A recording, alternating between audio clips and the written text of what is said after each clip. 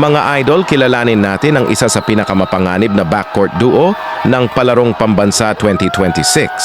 Sina Ali Matthew Mamawag at Reinhardt Panaligan ng Calabarzon Heroes. Pareho lamang silang 17 years old at parehong nagmula sa bayan ng Tanay, Rizal. Sila ang naging isa sa pinakamalaking susi sa makasaysayang kampanya ng Calabarzon matapos nilang pabagsakin ang defending champions na Davao Eagles sa championship game ng Palarong Pambansa 2026. Sino nga bang hindi mabibilib sa ipinakita nilang laro? Sa harap ng matinding pressure, nanatili silang kalmado at kumpiyansa.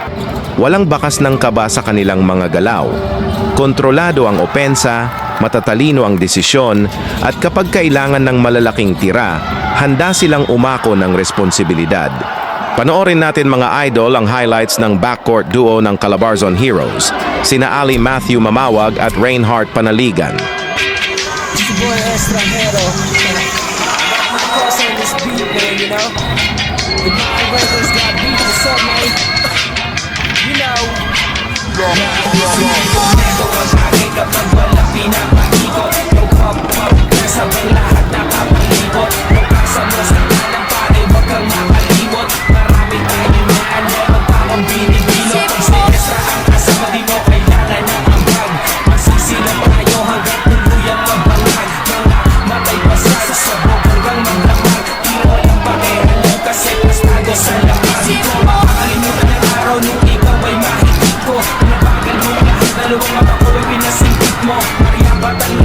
Problema ko, binibig mo kahit saan mo ko dalhin pa nilang ang hindi ko napapasa mo yung push pati na yung purple race yung paka sa bahay ko pare libre lang ang brace homie chillin' na ang base sagot ko ang isang case maglalakbay tayo papunta sa outer space.